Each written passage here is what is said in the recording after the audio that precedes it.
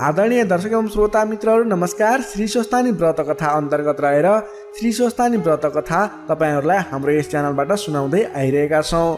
तपाईँले हामीलाई कुन ठाउँबाट हेर्दै सुन्दै हुनुहुन्छ तल कमेन्ट बक्समा यस ठाउँबाट हेर्दैछु भनेर लेखिदिनु होला। तपाईँ आज हाम्रो यस कार्यक्रममा पहिलोपटक जोडिनु भएको छ अथवा नियमित रूपमा हाम्रो यस च्यानलबाट प्रस्तुत भएका प्रस्तुतिहरू नछुटाइकन हेर्नुहुन्छ, त्यसको बारेमा समेत कमेन्ट बक्समा जानकारी दिनुहोला। तपाईँले हाम्रो यस भिडियो हेरिरहँदा भिडियोलाई लाइक गरिदिनु होला, आफ्नो साथीभाइ इष्टमित्रहरूमा सेयर गरिदिनु होला भने हाम्रो यस जिजिटिभी ज्योतिष च्यानललाई सब्सक्राइब गर्नुभएको छैन भने तल रहेको रातो सब्सक्राइब बटनमा क्लिक गरेर सब्सक्राइब गरिदिनु होला।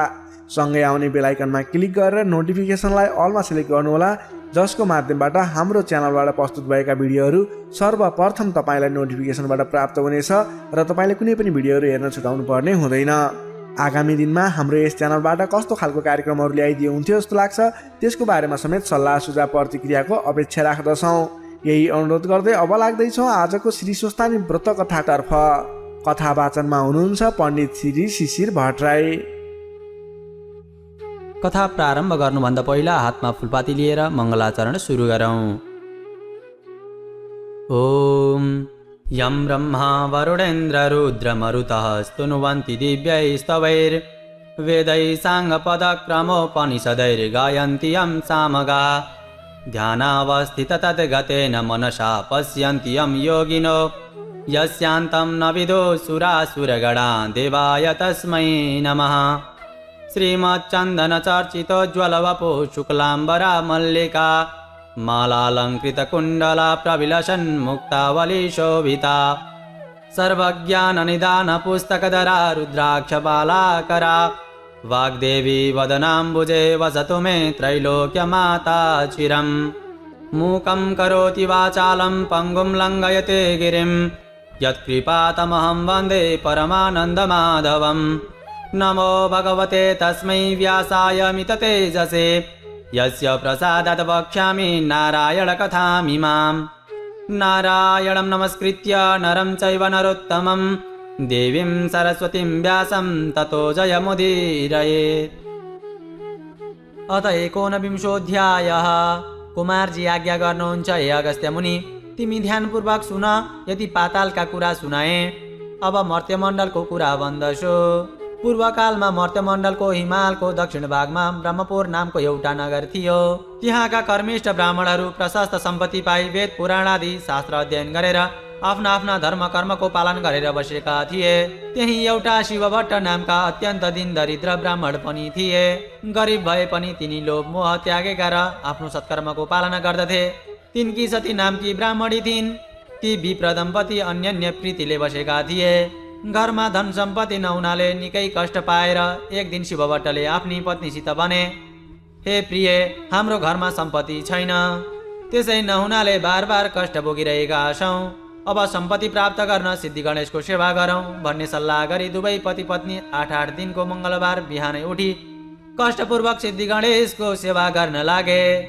यही क्रम निकै दिन बितेपछि सिद्धि गणेश प्रसन्न भई दर्शन दिएर, हे सती ब्राह्मणी, तिमी दुवैको सेवाले म प्रसन्न भएँ।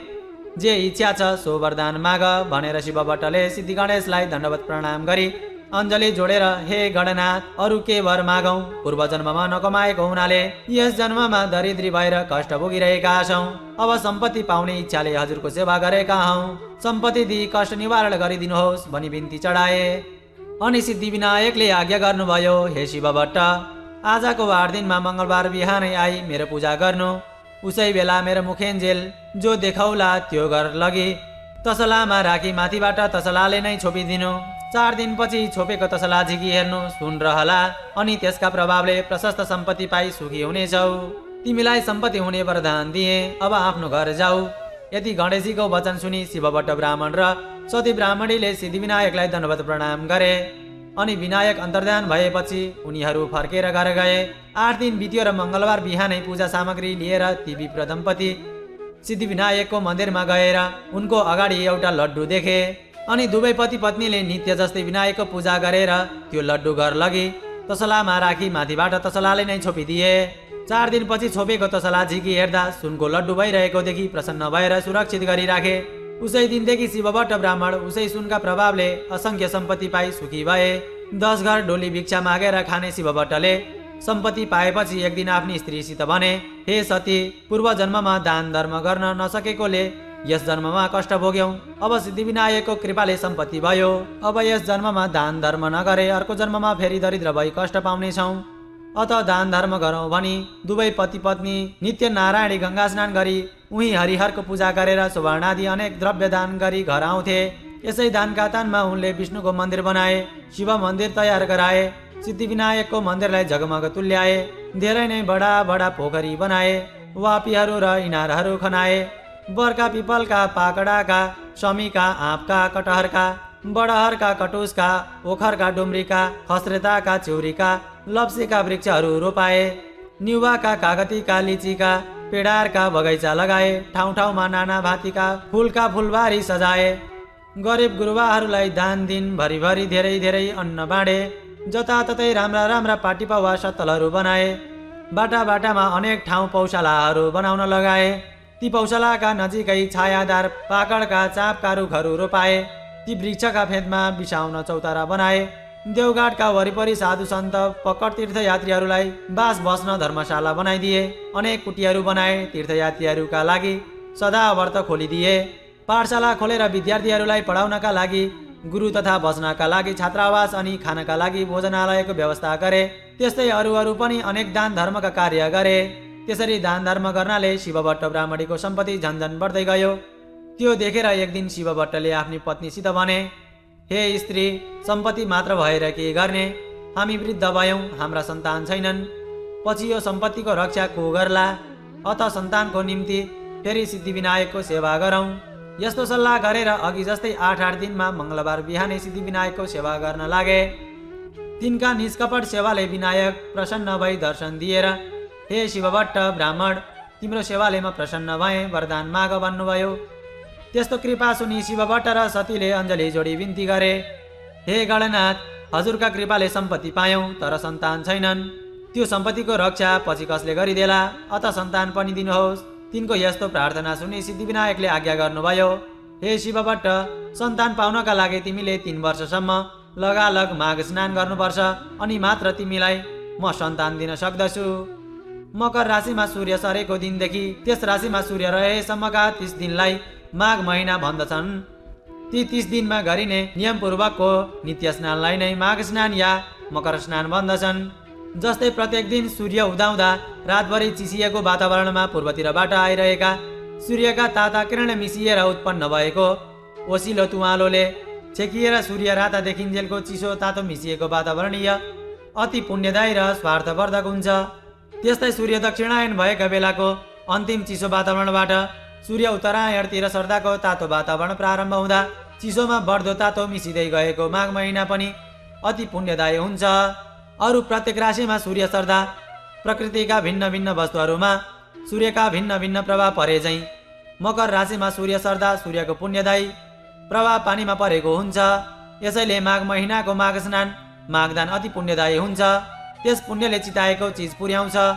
जस्तो ग्रहहरूमा सर्वश्रेष्ठ सूर्य छ अनि नक्षत्रहरूमा चन्द्रमा सर्वश्रेष्ठ छ, त्यस्तै महिनाहरूमा माघ अति श्रेष्ठ छ। तसर्थ हे शिवभट्ट ब्राह्मण, यस मनुष्यलोकमा जो मनुष्य कामिनीहरूको कटाक्ष बाणले एकदम विद्ध भएका छैनन्, अर्थात् जो मनुष्य स्त्री लम्पट छैनन्, त्यस्ता ती मनुष्य मात्रै मकरमा सूर्य रहँदा तलाउमा वा नदीहरूमा वा पुण्यतीर्थहरूमा श्रद्धा विश्वासपूर्वक स्नान गर्न चाहन्छन्। जो मनुष्य बिना आगो, बिना यज्ञ, बिना पाटी पौवा निर्माण गरी सद्गति पाउन चाहन्छन्, त्यस्ताले माघमा बस्ती बाहिरको भर्सक बहँदो जलमा बिहानै नुहाउने गरून्। हे शिवभट्ट, जो मनुष्य गाई, भूमि, सुन, माणिक्य आदि दान नगरी नै सुन, गाई आदि दान गरेको फल प्राप्त गर्न चाहन्छन्, तिनीहरूले पक्कै पनि माघ स्नान गर्नुपर्छ। 21 दिने व्रत, कृष्ण व्रत र पराग व्रतले आफ्नो शरीरलाई नसुकाइकन जो स्वर्ग जान चाहन्छ, तिनीहरूले माघभरि अवश्यै नदी वा सरोवर यानि ठुला पोखरीहरूमा नुहाउन्। वैशाखमा हरिको पूजा, कार्तिकमा तपरूपी पूजा र माघमा चाहिँ तपस्या, होम तथा दान तीनैवटा गरिन्छ बराबर। अर्थात् हर साल यस्तो गर्ने व्यक्ति अवश्य नै अर्को जन्ममा लक्ष्मीपति राजा हुन्छ। उसलाई कैवल्य धाम प्राप्त गर्ने अर्थात् मुक्ति हुने बुद्धि बुझ्छ र फेरि मृत्युलोकमा ओर्लने हुँदैन। दिव्य दृष्टि हुनेहरूले तन मन वचनले भगवानको सेवा गर्नु भनी बताएका छन्। हे शिव भट्ट, योभन्दा कता हो कता बेसी पुण्यदायी माघमा गरिएका तप दान इच्छा सिद्धिका लागि वा सन्तान प्राप्तिका लागि, हरिको दर्शनका लागि वा अरू नै कामना यानि चाहनाका लागि काय शुद्धि गरेको व्रती भएर नुहाउनेले ती चारै प्रकारको फल पाउँदछ। अदितिले माघभरि खाँदै नखाई 12 वर्षसम्म माघ स्नान गरिन्। त्यसै उनले तिनै लोक झल्काउने सूर्य जस्ता तेजीलाई 12वटा पुत्र पाइन्। माघ स्नानको प्रभावले नै रोहिणी, सुभगा अर्थात् सौभाग्यवती अनि अरुन्धती, दानशिला तथा शची 7 तले महलमा रूपराशिले झकिझकाउ भएर रहेकी छिन्।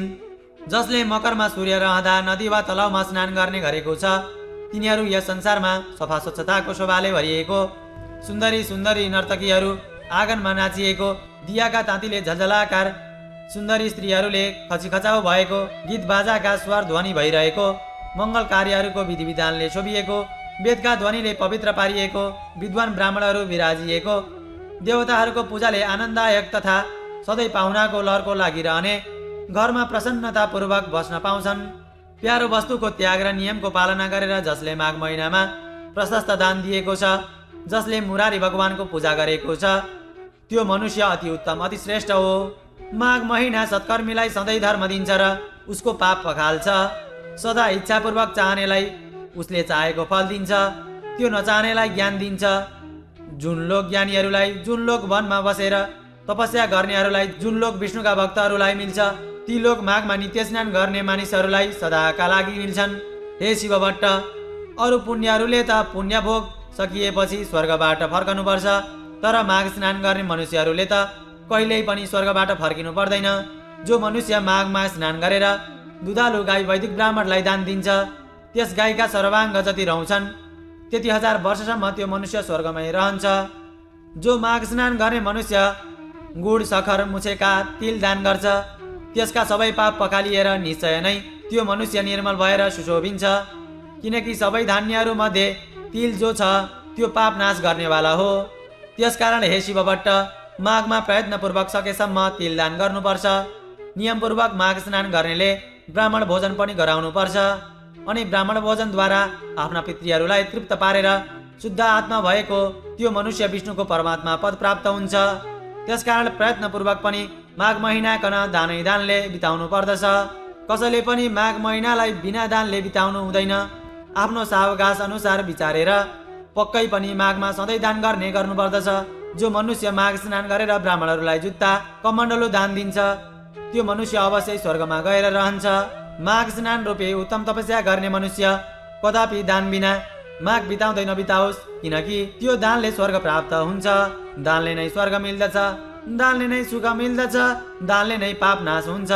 यो आश्चर्यको कुरो छ कि महापातक पाप पनि माघमा गरेको दानले नाश हुन्छ। जस्तो सूर्यको बिना आकाश, जस्तै सन्तान बिना कुल, आचार बिना घरको शोभा हुन्न, त्यस्तै बिना दानको तपस्या सुशोभित हुँदैन। दान भन्दा अर्को पाप नाश गर्ने पवित्र वस्तु केही छैन। हे शिव भट्ट, तिमीलाई मैले माघ महिनाको महिमा बताएँ, अब माघ स्नानको गरिमा बताउँदछु। माघ स्नान समस्त यज्ञभन्दा श्रेष्ठ वा उत्कृष्ट छ।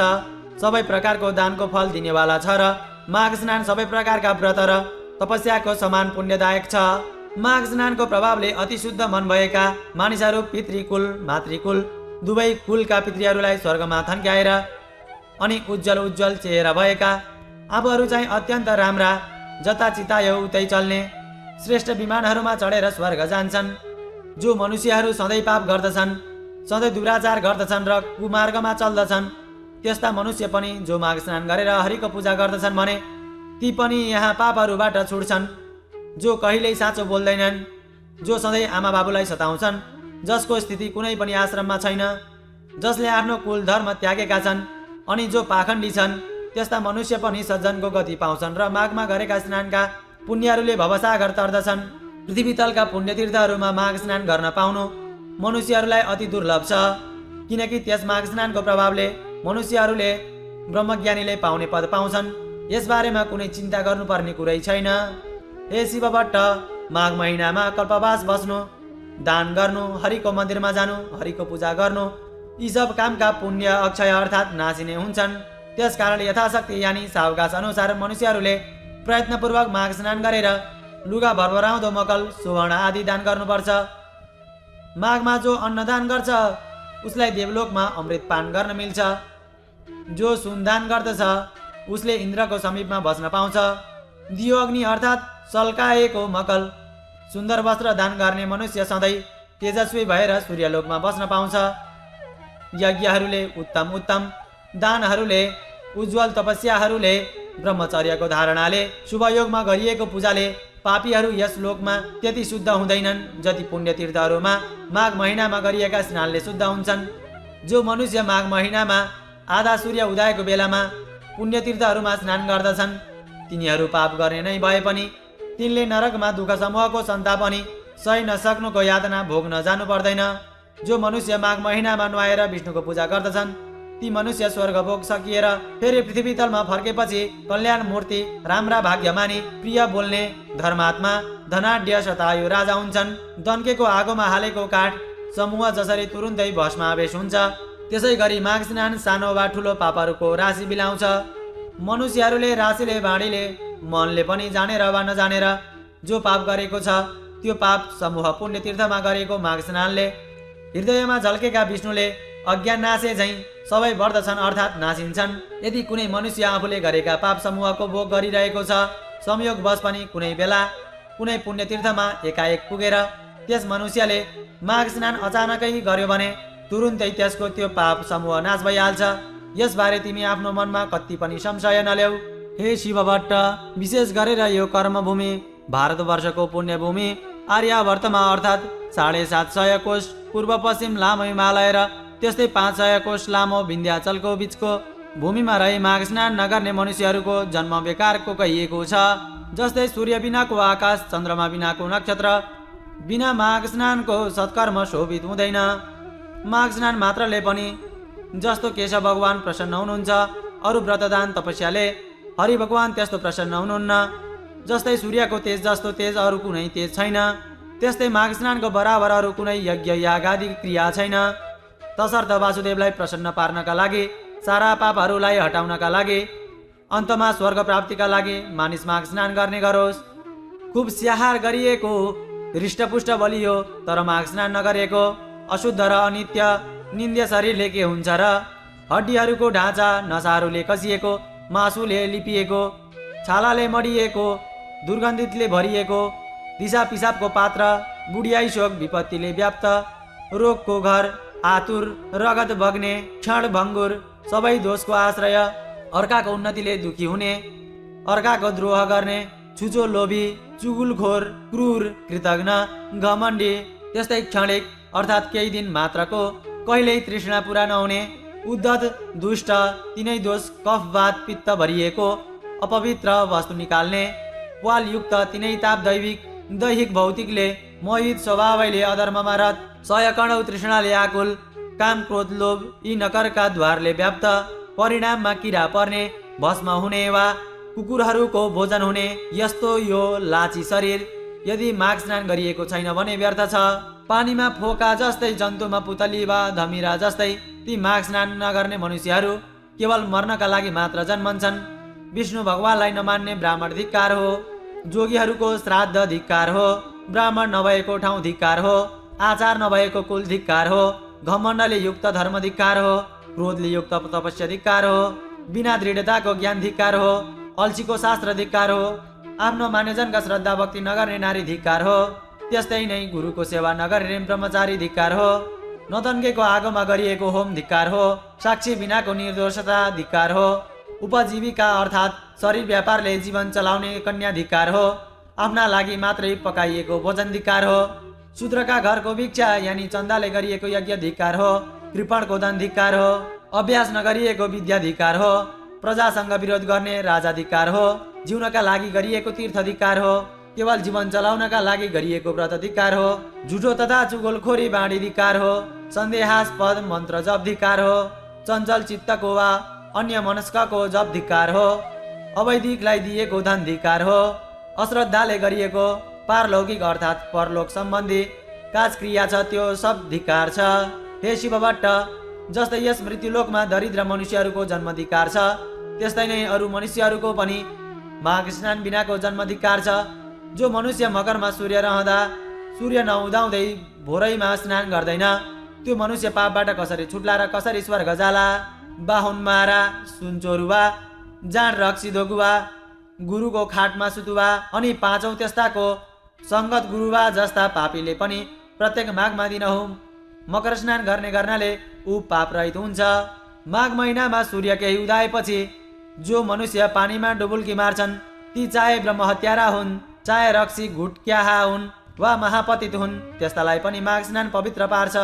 अरू सारा छिटछुट पापहरू र ठुला ठुला महापातक अर्थात् ब्रह्महत्या, चोरी, मद्यपान, गुरुपत्नी गमन र यस्तो संसर्गरूप पाप पनि यी सबै नै माघ स्नान गर्ने मनुष्यका भस्मीभूत हुन्छन्। माघ महिना आउन लागेको बेलामा सारा पापहरू थरथर काप्न थाल्छन्। यदि कसैले बहँदो पानीमा माघ स्नान गर्यो भने तब उसका सारा पापहरू नासिन्छन्। हामी उसका शरीरबाट बाहिरिन्छौँ अनि हामीहरू कहाँ बस्ने। यो माघ महिना त हाम्रो नाशकाल हो भन्ने ठानेर माघ महिनामा स्नान गर्न लागेको मान्छेलाई देखेर दुखी हुन्छन्। माघ स्नानले पाप खारिएका उत्तम मनुष्यहरू आगो चाहिँ चहकिन्छन्। माघ स्नानले सारा पाप छुटेका मनुष्यहरू मेघबाट मुक्त भएको चन्द्रमा चाहिँ चम्कन्छन्। गिलो, सुकेको, सानो ठुलो वा बाँडी मन कर्मले गरिएको सबै पापलाई माघ स्नानले नै आगोले समिदालाई झैँ डढाइदिन्छ। जो पाप जानेर वा नजानिकन गरेको छ ती सब पापहरू मकरमा सूर्य रहेको बेलामा गरेको माघ स्नानले नै नासिन्छन्। माघ स्नानले निष्पापीहरू स्वर्ग जान्छन्। पापीहरू पाप खारिएर पाप रहितका पवित्र हुन्छन्। हे शिव भट्ट, माघ स्नानका प्रभावले यी सब कुरा हुनमा कुनै सन्देह छैन। जसरी विष्णु भक्तिमा सबैको अधिकार छ उसै गरी माघ स्नान गर्नमा पनि सबैको अधिकार छ। माघ सबैलाई स्वर्ग दिने र सबैको पाप नाश गरिदिने वाला हो। यही ठुलो मन्त्र हो र यो नै ठुलो तपस्या हो। यो माघ स्नान नै पाप निखार्ने अति उत्तम ठुलो प्रायश्चित्त हो। मनुष्यहरूको जन्म जन्मान्तरको अभ्यासले मात्र माघ स्नानमा श्रद्धा भक्ति हुन्छ। हे शिव भट्ट, जसरी जन्म जन्मान्तरको अभ्यासले मात्र अध्यात्म ज्ञानको प्राप्ति हुन्छ त्यस्तै गरी संसार रूपी हिलामको लेप पखाल्न निपुण यो श्रेष्ठ माघ स्नान पवित्रहरूलाई पनि अझ पवित्र पार्ने हो। हे शिव भट्ट ब्राह्मण, हिमालयको दक्षिणी पहाडी प्रान्तमा रहेको त्यस देवघाटमा गरिएको माघ स्नानहरूले सारा पाप हर्दछ। 7 जन्मदेखि थुप्रिएको पाप र वर्तमान जन्ममा गरिएका भयङ्कर पापकन पनि नाश हुन्छ। मुनिहरू जुन पापको प्रायश्चित्तै छैन भन्छन् त्यस्तो पाप पनि पुण्यतीर्थहरूमा गरिएको माघ स्नानले नाश हुन्छ। जो मनुष्य श्रद्धाले मानस सरोवरमा माघभरि बसी त्रिकाल स्नान गर्दछ त्यो मनुष्य त मुक्त नै हुन्छ। अछोदमा माघभरि स्नान गर्नाले इन्द्रलोक प्राप्त हुन्छ। बद्रिकाश्रममा माघभरि स्नान गर्नाले निष्पाप भइरहन्छ। नर्मदामा माघभरि नुहाउनाले सकल पाप नाश हुन्छ, दुःख नाश हुन्छ, चिताएको फल पाइन्छ, मरेपछि शिवलोकको बास पाइन्छ। यमुनामा माघभरि स्नान गर्नाले सारा पाप नासी सूर्यलोक प्राप्त गर्दछ। सरस्वतीमा माघभरि नुहायो भने सारा पाप नासिएर मरेपछि ब्रह्मलोकको बास पाउँछ। विशालामा माघभरि स्नान गर्नाले चिताएको कुरो प्रशस्त पाइन्छ र त्यस स्नानले पाप रूपी दाउराको खरियोलाई डडेरोले जङ्गललाई झैँ भस्मभूत पार्छ र गर्भवासको ओहोर दोहोरको फेरोलाई पनि समाप्त पारेर मुक्ति नै दिलाउँदछ। गङ्गाजीमा गरिएको माघ स्नानले विष्णुलोक मिल्छ अथवा धेरै वर्षसम्म स्नान गरिरहे मुक्ति नै पनि मिल्दछ। सरयू, कोशी, बागमती, कमला, रापती, तिनाउ, कर्णाली, शारदा वा महाकाली, सिन्धु, सिन्ध, चन्द्रभागा, तापी, गोदावरी, गोमती, गण्डकी, भीमा, पयोष्णी, कृष्णवेष्णिका, कावेरी, तुङ्गभद्रा, ब्रह्मपुत्र, महानदी, तिस्ता, मेची र अरू पनि जो सोझै समुद्रमा मिसिने नदीहरू छन् तिनमा पनि प्रत्येक माघ स्नान गर्ने मनुष्यहरू तबसम्मका सकल पाप विनाशिएर पछि स्वर्ग लोकको बास पाउँछन्। नैमिषारण्यमा प्रतिवर्ष माघ स्नान गर्नाले विष्णुको समीपको बास र पुष्करमा माघभरि स्नान गर्नाले ब्रह्माको नजिकमै बस्न पाइन्छ। कुरुक्षेत्रमा माघभरि स्नान गर्नाले इन्द्रका लोकमा बास पाउँछ र देवदह माघभरि माघ स्नान गर्नाले योग सिद्धिको फल पाइन्छ। मकरमा सूर्य रौन्जेल प्रभाव तीर्थमा गरिएको माघ स्नानले रुद्रको गण हुन पाइन्छ। देवकी अर्थात् द्युकीमा गरिएको माघ स्नानले देवताको जन्म पाइन्छ। त्रिशुलीमा गरिएको माघ स्नानले कैलाशको बास पाइन्छ। गोमती माघभरि गरिएको मकर स्नानले फेरि जन्मनु पर्दैन। हेमकुटमा, महाकालमा, ओङ्कारमा, अमरेश्वरमा, नीलकण्ठको जलमा माघभरि स्नान गर्नाले रुद्रको लोकमा ऐश्वर्यशाली भएर बस्न पाउँछ। कुनै पनि तीन नदीहरूको सङ्गममा माघभरि नुहाउने गरे आफ्ना आफ्ना इच्छा पूर्ति हुन्छन्, जीवनमा दुःख आइपर्दैन। तर हे शिवभट्ट, गण्डकी देवकी त्रिशुलीको सङ्गम भएर नारायणी भनेको देवघाटको त्रिवेणीमा र गङ्गा यमुना सरस्वती मिलेको सङ्गस्थान प्रयागको त्रिवेणीमा त भाग्यमानीहरूले मात्र माघभरि मकर स्नान गर्न पाउँछन्, किनकि त्यहाँको त्रिनदी मिश्रित स्थलको जल मुक्तिदाता र स्वर्गदाता अनि कल्याणदाता पनि छ। हे शिवभट्ट ब्राह्मण, स्वर्गमा रहने देवताहरू पनि देवघाटको त्रिवेणीको र प्रयागको त्रिवेणीको महिमा बगाइरहन्छन्। जहाँ मकरभरि स्नान गर्ने मनुष्यहरूले अन्तमा विष्णुलोकको वा देवलोकको वास पाउँछन्। जो मनुष्यहरू यी दुवै त्रिवेणी मध्ये एकमा रहेर माघभरि नै सङ्गम स्नान गर्दछन् भने ती मनुष्य धेरै धेरै पापी भए पनि तिनले नर्क देख्नु पर्दैन, तिनीहरू सरासर वैकुण्ठ वा स्वर्ग जान्छन्। किनकि हे शिवभट्ट, उहिले ब्रह्माजीले तराजुको एकापट्टिको पलडामा समस्त तीर्थहरू, व्रतहरू, दानहरू, तपस्याहरू, यज्ञहरूका पुण्यफललाई र अर्कापट्टिको पलडामा देवघाटमा गरिएका माघ स्नानहरूको पुण्यफललाई राखेर तौले वा माघ स्नानको पुण्यफल नै भारी भयो। फेरि त्यसै गरी एकापट्टि देवघाटको त्रिवेणीको पुण्यफल र अर्कोपट्टि प्रयागको त्रिवेणीको पुण्यफललाई राखेर तौलदा पनि देवघाटकै माघ स्नानको पुण्यफल केही भारी नै भयो। यस्तो पुण्यदायी ती त्रिवेणीमा जो मनुष्य माघे सङ्क्रान्तिको अघिल्लै दिन उहाँ पुगेर उही महिनैभरि कल्पवास बसी लगातार 20 वर्षसम्म माघ स्नान गर्छन्, तिनले सधैँको लागि कैलाशको वास पाउँछन्। त्यस्तै गरी 40 वर्ष लगातार माघ स्नान गर्नेले निरन्तर स्वर्गको वास र सधैँ 12 महिना त्यहीँ रहेर विष्णु भगवानको मन्त्र निश्चल मनले जप्दै 60 वर्षसम्म लगालग जो मनुष्य स्नान गर्छन् तिनले त कैवल्य धामको आनन्दमय लोकमा सदाका लागि वास पाउँछन्। अनि हे शिवभट्ट, कहिले सृष्टि भो र कसरी भो, अनि कहिले अन्त हुन्छ र कसरी हुन्छ भन्ने आदि र अन्तको निदो नभएकोले अनादि अनन्त कहिने 24,000 कोषको गोलाइ भएको दगदगाउँदो रापिलो आगोको गोला सूर्य र त्यसभन्दा 4.5 करोड कोष तल रहेको चिसो न चिसोको पानीको 12,000 कोष गोलाइको अविनाशी दह समुद्र यी दुवैलाई निराधार निरालम्ब आकाशमा आफ्ना आफ्नै धुरी र वृत्तमा नियमित रूपले नियममा राखी अड्याइ राख्ने त्यो कुन शक्ति हो भन्ने सोची त्यो शक्तिलाई ठम्याई त्यसलाई जान्नु नै ज्ञान हो र त्यो सत्य शक्तिलाई जान्न वेदविहित सत्मार्गमा चल्नु नै सनातन प्रमुख धर्म हो। हाम्रा चालु आँखाले प्रकाशलाई र प्रकाश परेका तर नछेकिएका वस्तुलाई भ्याएसम्म देखिए झैँ यिनै सूर्य र समुद्रका बीचको आकाशमा रहेका तर यी आँखाले नदेखिने किन्तु मनुष्य मात्रको नाकको फेदमा भएको भ्रिकुटीको भित्र शक्ति रूपले रहेको त्यो दिव्य दृष्टि जुन विराट स्वरूपको दर्शनका लागि एकछिन मात्र श्रीकृष्णले आफ्नो योगबलले अर्जुनको दिव्य दृष्टिकन उगारिदिए झैँ आफ्नै तपस्याले उगारिदिएका दिव्य दृष्टिले मात्रै देखिने स्वर्ग नर्क आदि लोक देख्नलाई चाहिने कहिलेकाहीँ यिनै आँखामा झिलिक्क गर्ने दिव्य दृष्टि उगार्न गरिने सो प्रयास नै तपस्या हो र त्यस तपस्यामा चाहिने साधन सूर्य तेजमा अविचल मन अड्याउन राख्ने ध्यान नै योग हो। यी सबै सत्प्रयास सिद्धिका लागि आवश्यक पर्ने पहिलो प्रयास शरीर शुद्धि हो। शरीर शुद्धिका लागि चाहिने प्रारम्भिक प्रयाग त्यो नियमपूर्वकको मकर स्नान नै हो, अर्थात् ज्ञान रूपी चोटामा चढ्न चाहिने लिस्नोको पहिलो खुड्किलो मकर स्नान हो।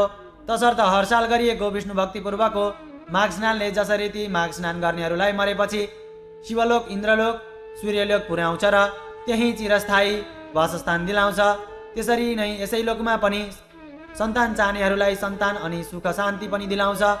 जसरी उहिले 5वटी गन्धर्व कन्याहरू आपसका सरापले प्राप्त भएको कठिन पापको फल पिशाच भएर भोगिरहेका थिए, पछि लोमस ऋषिको उपदेश रूपी बाणीले नै माघ महिनामा गरिएका त्रिवेणी स्नानका प्रभावले ती गन्धर्व कन्याहरू शराबबाट आश्चर्यसित छुटे अनि उसैबाट प्रसिद्ध बेटासँग बिहे भयो।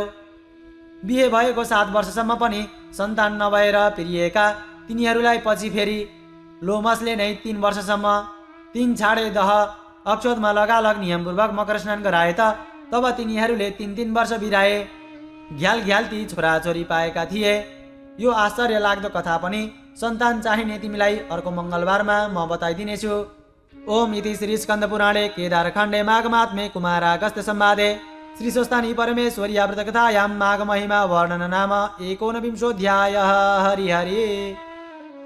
उपनयतु मङ्गलं वः सकल जगन् मङ्गलालय श्रीमान् दिनकर किरण निबोधित नवनलिन दल निवेक्षण कृष्ण काले वर्षतु पर्जन्य पृथिवी सस्यशालिनी देशोऽयं क्षोभरहितो ब्राह्मणाः सन्तु निर्भया अपुत्रा पुत्रिणः सन्तु पुत्रिणः सन्तु पौत्रिणः निर्धना साधना सन्तु जीवन्तु शारदां शतम् तत्रैव गङ्गा यमुना च तत्र गोदावरी सिन्धु सरस्वती च तीर्थानि सर्वाणि वसन्ति तत्र यत्राच्युतोदारकथा प्रसङ्गः या कुन्देन्दुतुषारहारधवला या शुभ्रवस्त्रावृता या वीणावरदण्डमण्डितकरा या श्वेतपद्मासना या ब्रह्माच्युतशङ्करप्रभृतिभिर्देवैः सदा वन्दिता सा मां पातु सरस्वती भगवती निशेषजाढ्यापहा कायेन वाचा मनसेन्द्रियैर्वा बुद्ध्यात्मना वा